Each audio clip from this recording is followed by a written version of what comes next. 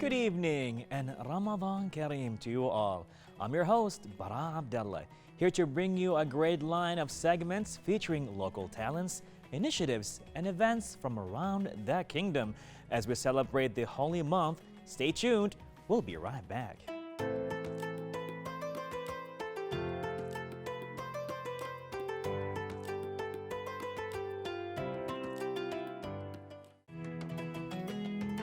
Ladies and gentlemen, dietitian Sandy Abu Aisha is back with some more tips on how we can enjoy our food responsibly and with a greater sense of awareness for a more enriching Ramadan experience. Well, welcome back, Sandy. How are you? Thank you for having me today with you. I'm good. Definitely. I mean, we learned a lot from you last time and we just can't stop learning from you. Now, as you see, in this Ramadan, a lot of people are more aware of what to eat and what they should consume, but a lot of them as well are like more into calorie counting. So how can they be aware of the calories they consume? We can rely on the percentage of daily value as an estimate. The percentage of daily value describe how much nutrient in each food item in relationship with our daily requirement. So if we take less than 5% of the daily value, it's considered to be low. Okay. 20% and above, it's considered to be high. So we should aim to take or reach 100% of our daily requirements. Wow, 100%. There's a lot of math to it, right? It's like, Yeah. I need to have this much of that much, which brings us to the portions and groups of food we need to eat. Now, people today, they got to know more about the macros, right? The percentage of protein, fat, and carbs all together into 1,700 calories or maybe 1,600 calories to whatever they think is a well-balanced diet for them. So what kind of groups should we focus on when it comes to eating? Yes, we should focus on the whole grain group as it can provide energy, also a good amount of fiber, and try to enjoy baked, grilled chicken, meat, fish, as it gives you a good amount of protein. And don't forget to introduce dairy product group, fruits and vegetable group to your meals and snack. Fruits, it's a very common thing, even in Ramadan. So when it comes to fruits, do you rather see us eat them as they are, or should we juice them? What do you think? Make your first priority the whole fresh fruit. Okay, as it gives you a good amount of fiber.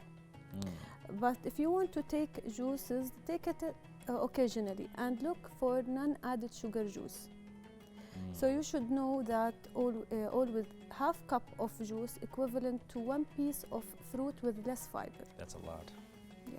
That's a lot. I mean, so imagine an entire glass, like a whole glass. Like we're talking about all, it's a fruit, but with not the fiber and everything. So you drink it, and you drink more, and add more sugar to your body. For example, 1 cup of orange juice, you need 3 oranges to put in 1 cup of orange juice. Wow.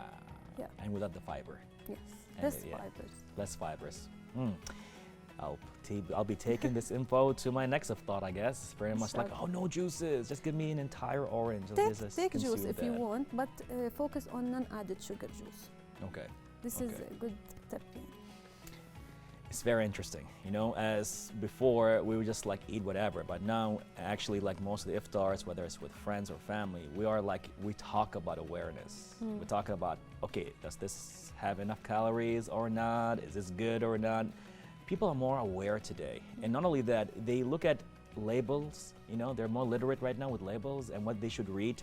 And then they would read, okay, these are like nutrients and these are the calories. But let's say right now I'm going to the supermarket and I'm looking at all the labels. What should be focusing on? What should I be pretty much putting my attention to? You should focus on the food label itself to read the nutrition facts for the serving size for each product you will buy. Pay attention on the trans fat, saturated fat, cholesterol, and the amount of sodium, because high amount of sodium is related to blood pressure, high blood pressure. And also focus on the fiber amount and lean protein amount. Is there a certain percentage amount of grams should we pretty much look at? Yes. And it's like if it exceeds that, I'm like, okay, that's dangerous. For sodium, 23 grams per day you need. So Wow. don't exceed more than this. 23 Yes. grams. 23 grams. And is that easily attained with today's food? Yes, yeah, usually you can take it. It's around 2 teaspoons, 2 small teaspoons. Hmm. Because 1 teaspoon is around 5 grams, so 3 teaspoons. Okay. Okay. Still attainable, I guess. 3 to 4 teaspoons.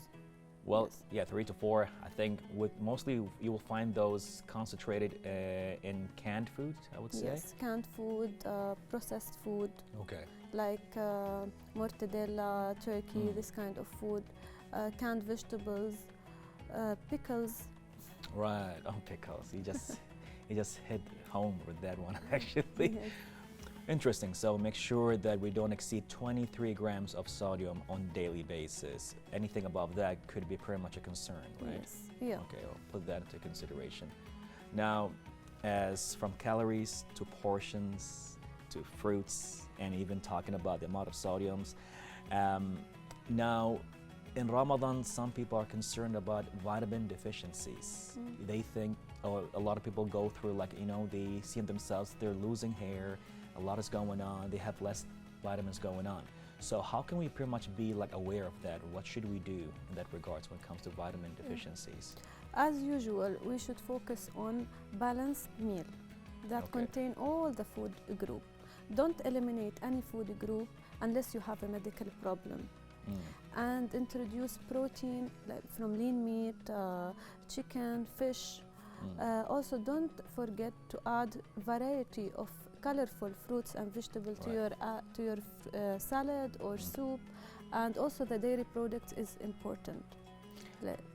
When it comes to dairy products, anything specific? Like we're talking about the cheese, yogurt, or normal milk, goat milk. Is there a preference you would go to mostly? Yes, usually I advise people to take the normal milk. Okay. Okay, but some people have some intolerances, Right. like lactose intolerance. So for people that have lactose intolerance, we will go for lactose-free milk, Okay. or we can go for almond milk, soy milk. Hmm. It depends on the preferences. It became more popular right now, right? The almond milk and Yes. other types of milks. Even almond milk right now is becoming like a thing. It's like, oh, go plant-based, that kind of stuff. Do you see that it's becoming more popular even with your clients? Yes, some people prefer to take almond milk or soy milk, but the thing that they should know that 1 cup of almond milk have 1 serving of carbs plus 1 serving of protein. Wow. But if you will compare it to the cow milk or the normal milk, it will contain only 1 serving of protein. So when you will go for almond milk, soy milk, you are taking carbohydrate also, not only protein. See, I did not hear that before. It's just like milk is milk, This happens to be from a cow and that happens to be a plant. But the fact is that if we take 1 glass of almond milk, we're actually serving not only a protein portion, even there's carbs into it as well. Yes. And lots of it, I guess, right? It's only 1 serving, equal to 1 serving. Wow. As if you are taking 1 toast. Wow. Yeah. Very interesting, very interesting. And I have to thank you, honestly, since last time when you gave us those really interesting tips, especially eating oats in suhoor, that really helped. That kept me energetic throughout the day and all of that. I would say this Ramadan, I'm more aware, me and a lot of people, we're more aware of what to consume and how can we still have our energy and go throughout the day without feeling that, we're gonna lose it. So thank you so much for that. Welcome. Anything else you would like to add? Maybe another tip, something you'd like people to know about? Yes, they should also focus not only on balanced diet, also on exercise. Don't forget the exercise part, it's very important, plus water. Water. Now the time between futur and suhoor, it's short. Right. So too many people forget to drink enough amount of water. So don't forget to drink 1.5 liter to 2 liter per day. 1.5 liters to 2 liters. I think I'm okay with 1.5 at this point. And as for exercise, do you prefer to have it before iftar or after iftar? It depends on the person's preferences. Okay. Some people have energy to do exercise before iftar. Wow. For me, I cannot do exercise before iftar. I prefer to do it after iftar. Okay. Okay, and for people who want to do exercise before iftar, always focus on the symptoms of dehydration. If they will feel dizzy or to stop doing exercise before iftar. But if they have energy and they feel good, comfortable, they can do before, after, even before suhoor or after suhoor. To a lot of people who want to do exercise, right, and they haven't been doing it for a long time, and all of a sudden they saw Ramadan as a beautiful opportunity to change their lifestyle, what would be the safest thing to do? See, always the aim of exercise in Ramadan to maintain, Okay. not to push yourself for a new goal or for a new record. So only maintain. It's not recommended to have to do high intensity sport in Ramadan. Okay. So maintain your physical activity. If you are not doing exercise from long time, try to introduce some physical activity in your daily routine. So instead of going by left, go by stairs. That is very interesting because a lot of people see Ramadan as a way to lose weight, but like you said, I mean, maintenance is, is important as well. Yes. So pretty much after Ramadan, you can go lose your weight or gain it if you want to. But a lot of people see Ramadan as a way to lose weight, but as you said, it's healthier pretty much to maintain it.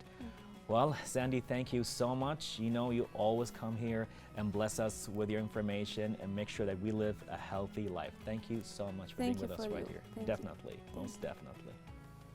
Well, ladies and gentlemen, that was Sandy pretty much giving us and enlightening us with more tips to be healthy in this blessed month of Ramadan. All that happening on Bahrain Now.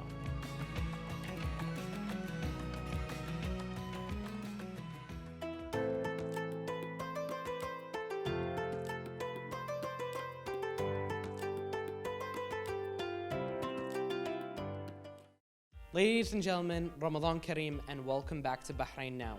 Now, I know that a lot of you are looking forward to your workouts, but don't get too zealous. Before we start, let's get our muscles ready. And to tell us more about some great stretches is Johan. Thank you so much for joining us. It's my pleasure to be here. So can you tell us a little bit about the stretches we're about to see? So these are the 5 best stretches for lower back and hip stiffness. So you can do them in the morning early or after iftar or even before, so you can get ready for your walk and your workout later on. Perfect, I'm really looking forward to it. So, ladies and gentlemen, let's get ready for our workout. Let's check it out.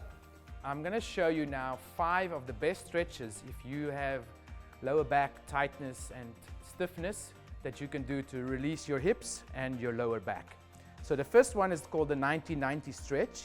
The reason is because our hips are on a 90-degree angle, and we're gonna ask Rudy to move his left arm forward until he feels a nice stretch in the glute and side area. He's also going to be able to lengthen this lower back on this side. And as he comes up from this position, he's going to exhale, release, and move into the next position, which is going to be the prayer stretch. So he's going to be on his knees. So the idea with this is that you want to lengthen your arms. You want to reach forward as far as you can as you sit down into your hips. So you can feel a nice stretch, a lengthening over here of the spine, and feel your hips nice and controlled, and feel comfortable to breathe in this position. Don't hold your breath. Exhale, feel comfortable in a new stretch position. Okay, we're going to come up from there, Rudy. We're going to go into the hamstring stretch, which we're going to use one of these stretching bands, yoga stretch bands. You can also use a towel if you have one, or a rope. Okay, we're going to hook it on the foot. He's going to grab it with both hands. And the idea with this is to make sure that you actually pull from your foot down. Okay, so you're going to lengthen right from the calf muscle all the way into the lower back. And once again, comfortably feel, if you can go further, without arching the back. Feel nice and comfortable. And once again, let's breathe into that position. You're going to feel which side is tighter. Example, if your left is tighter, you will repeat it twice. If your right is the one that doesn't feel so tight, repeat it once. 30 seconds is a great time. You can hold it longer also. After that one, we're going to release the band, and we're going to go into hip rolls with the arms out. Good. And nice and easy, rotate from the lower back into the upper back. You'll feel your chest opening amazing with this one. This is really a very good exercise first thing in the morning even. Once you wake up, this is an amazing way to get some fluid in your spine. And we normally recommend 5 to 6 times on each side.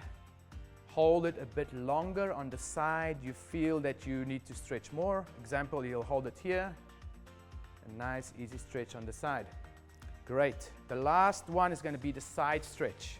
So you're going to straighten one leg, take the one leg over, put the foot down on that side, use this hand on that side, pull down and hold. You'll feel that all these muscles from this side is actually going to extend and feel nice and loose. Once again, breathe. Keep your body relaxed. You can do these stretches any time of the day. In the morning, in the afternoon, in the evening, getting up from a chair in the office. Once you wake up in the morning, these exercises are very safe to do, so you can feel nice and tall as soon as you get out of bed. Excellent, thank you, Rudy. So this is 5 stretches you can do every day of your life to help elongate your body, to make you feel more loose. Your back will become healthier and stronger, and you'll be much happier for that. Thank you guys, and enjoy the rest of your night.